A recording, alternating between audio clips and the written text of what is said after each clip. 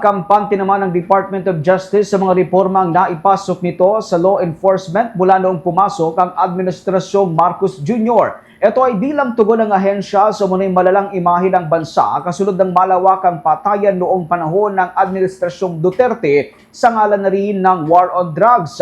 Ayon kay Department of Justice Undersecretary Jesse Andres, pagpasok ng Administrasyong Marcos Jr. ay agad sinimula ng ahensya ang mga kaukulang reforma sa law enforcement, lalo na sa hanay ng Philippine National Police at tinutukan ang tuluyang pagkakatanggal ng kontrobersyal na quota system.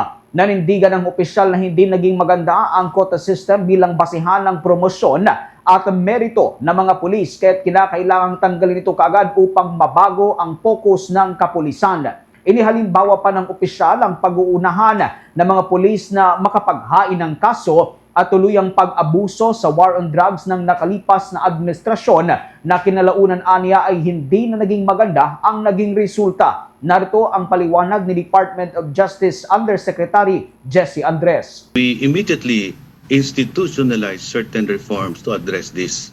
Unang-una po, nakipag-ugnayan po kami sa DILG, sa Philippine National Police, change the parameters within which police officers are being evaluated on their performance. Dati po, ang tinatawag nila dyan, in colloquial terms, nagkaroon po ng quota system. Kaya po hindi maganda ang naging resulta dahil po sa dami ng kasong fina-file at sa proseso po na kung paano pina-implement yung war on drugs, marami pong sinawing palad. So we had to change the parameters by which performance evaluation of police officers were being done. At nagawa na po natin yan. Ayon pa sa opisyal, ito ang isa sa mga unang tinutukan ng Department of Justice pagpasok ng Administrasyong Marcos Jr. upang mabago rin ang imahe ng Pilipinas sa international scene. Inihalimbawa ng Department of Justice Undersecretary ang aniyay paghahain ng Iceland ng isang resolusyon sa United Nations upang hilingin na ilagay ang Pilipinas sa Human Rights Watch List dahil sa dami umano ng mga nasawi sa ngalan ng war on drugs ng nakalipas na administrasyon. Narito pa ang patuloy na pahayag ni USEC Undersecretary Jesse Andres. In the course of the bloody war on drugs, so napakasama po ng imahe ng Pilipinas such that in the United Nations, Iceland filed a resolution to put the Philippines under the Human Rights Watch List. Yan po ang nangyari. Kaya po tayo ay sumang-ayon sa isang programa para palakasin ang mga institusyon to protect and promote human rights under the UNJP program.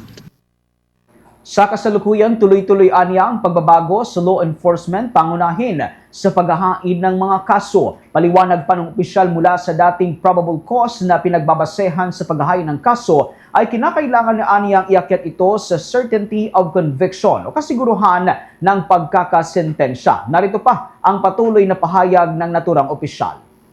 We had to institutionalize also measures by which we investigate criminal offenses. Dati po, probable cause, pwede na kayong iharas sa isang kaso.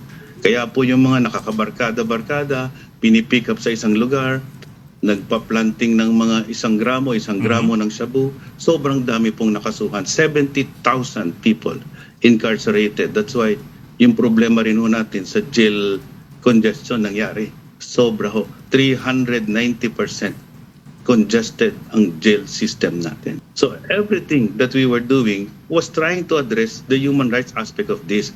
So tinaas ho natin ang threshold of evidence. Hindi na po probable cause ang basis to file a case against a person to stand trial in court. Tinaas na ho namin yan. Ang tawag po namin, prima facie evidence with reasonable certainty of conviction. Batay nga sa mga impormasyong nilabas ng Quad Committee ng Kamara de Representantes, hanggang 30,000 na katao ang tinataya umanong nasawi sa kasagsagan ng Duterte drug war. Malaking porsyento nito ay tinutuon bilang mga biktima ng extrajudicial killing. Gayunpaman, sa opisyal na record ng pamahalaan ayon kay Undersecretary Andres, hanggang 5,000 lamang ang nasawi sa ilalim ng war on drugs ng nakalipas na administrasyon.